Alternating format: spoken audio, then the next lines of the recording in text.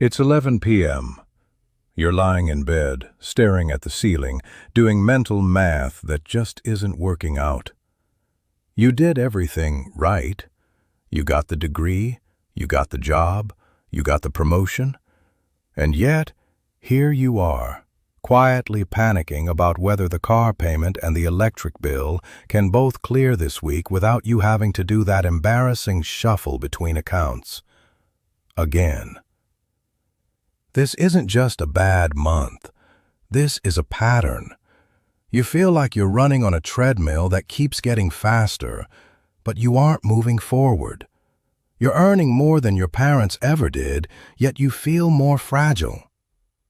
This is the starting point for millions of middle-class families today. That feeling of being stuck, that's not a you problem. That's a trap problem. Here's what nobody tells you. The middle class doesn't go broke from one catastrophic decision. You don't usually lose it all on a single bad investment or a night at the casino. You go broke from 20 completely normal decisions running at the same time.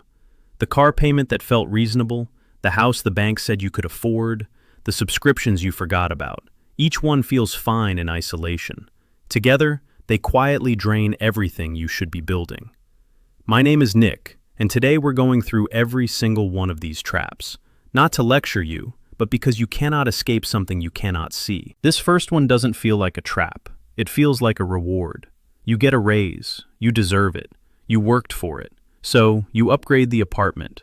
Nothing crazy, just nicer. You get a slightly better car. You stop buying the store brand because, honestly, you've earned the real stuff. You go out to eat more often. You drop the coupons because that version of you feels like a past life. Your bank account feels fine because you're making more money. But what you don't notice, what nobody notices, is that you're saving the exact same amount you were before the raise, which is often close to nothing.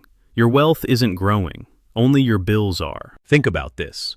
36% of Americans earning over $100,000 a year live paycheck to paycheck. Goldman Sachs found that even 40% of households earning $500,000 or more feel financially stretched. Let that sink in. People making $500,000 a year are stressed about money. Why? Because the lifestyle expands to swallow whatever you make at every income level until you actively stop it. It's a biological urge to want more when we have more. But in the modern world, this instinct is being weaponized against your future. If you don't put a ceiling on your lifestyle, your bank account will always have a floor of zero. Here is the cost of lifestyle creep in real numbers. Let's say you get a $15,000 raise and absorb it into your lifestyle instead of saving it. If you had invested that extra $1,200 a month at 8% returns over 25 years, you'd have over $1 million. Not from a windfall, not from a lucky stock pick, just from not letting your lifestyle notice the raise arrived. Every time your income goes up, try to save at least half of the increase before you get used to having it. Use the other half to enjoy your life today. But that first half, that is the difference between building real wealth and just being busy for 40 years. I want you to picture the most aggressively average suburban street. Nice neighborhood, decent houses, and parked in every driveway is a truck that has never once gone off-road. The average new car payment right now is $772 a month.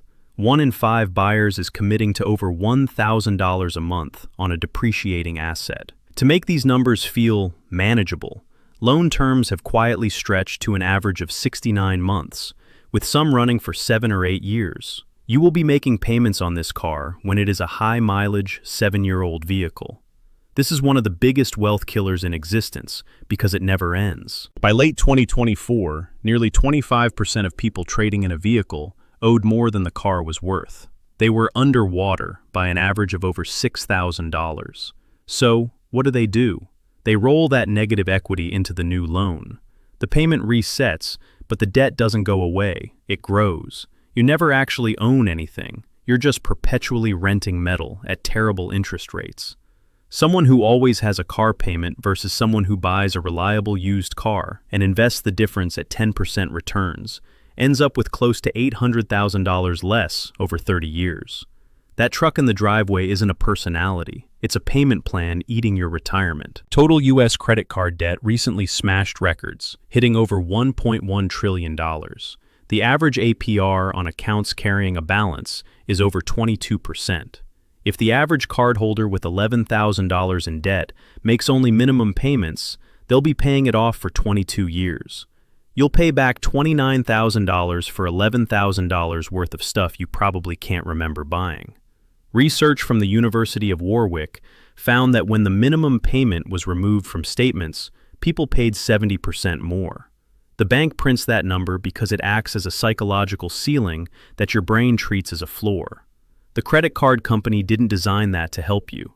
They designed it to keep you in debt. The median home price hit roughly $435,000 in 2024. At 7% mortgage rates, the monthly payment, including taxes and insurance, is around $3,500. To afford that, you need a household income of $110,000. Yet the median income is $80,000. Most people are stretching to buy homes, and the bank approves them for more than they can handle. But the bank doesn't care if you're house poor, meaning you have a beautiful kitchen but can't afford to buy groceries to cook in it. Hidden home ownership costs, like maintenance and repairs, average $15,000 a year. Buy less house than the bank says you can. The bank is not your financial advisor. Elizabeth Warren, before she was a senator, was a bankruptcy law professor. Her research found that families with two working parents were actually more likely to go bankrupt than single-income families. Why? Because when a family has two incomes, they bake both salaries into their fixed costs. They buy a bigger house and two newer cars. Both incomes become load-bearing. There's no margin. If one partner loses a job or gets sick, the whole structure collapses. The single-income family of 50 years ago had a backup plan, a stay-at-home parent who could enter the workforce in an emergency. Today's families have no safety net. How much do you spend on subscriptions? Most people guess around $86 a month. The actual average is $219. We underestimate our spending by 2.5 times. 42% of people are paying for at least one subscription they've completely forgotten about. Netflix, Spotify, Amazon, gym memberships you don't use, cloud storage, news sites, it all adds up to around $2,000 a year. If you invested that $2,000 a year at 7% over 20 years, you'd have $87,000. Pull up your bank statement right now. Count the recurring charges. You will find money that is leaking out of your life for things you don't even value. 59% of Americans cannot cover a $1,000 emergency with savings. When the car needs brakes or the water heater explodes, it goes on a credit card at 22% interest. This makes every unexpected expense permanently more expensive. A $3,000 repair becomes a $5,000 repair by the time the interest is paid.